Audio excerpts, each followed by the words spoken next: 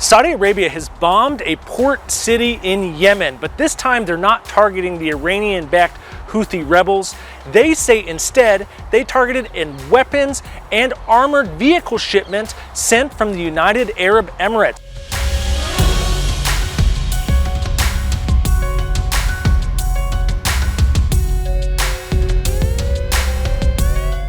This underlines just the tensions that have been growing in the anti-Houthi coalition over the last several days.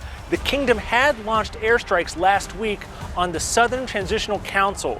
This is a group of separatists in southern Yemen who have sought to make their own separate country in that region. The STC, as it's known, has been backed by the United Arab Emirates in their fight against the Houthis, and the Emiratis have been arming them.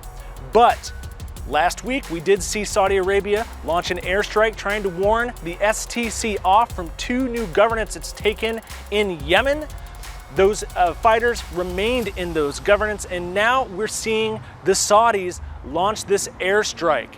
It's a remarkable change for these two neighboring countries on the Arabian Peninsula. Both are in the OPEC oil cartel and long have considered each other as brothers, largely with the same political views. But in Yemen, the differences have been starting to grow wider and wider, particularly as the STC has grown more demanding in making its own country in Yemen.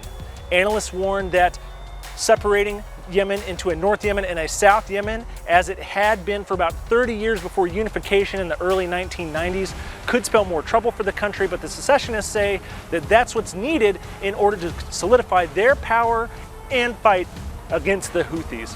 These Saudi airstrikes show, though, that the tensions there are far from over, and it'll be interesting to see how both the Emiratis and the fighters on the ground react.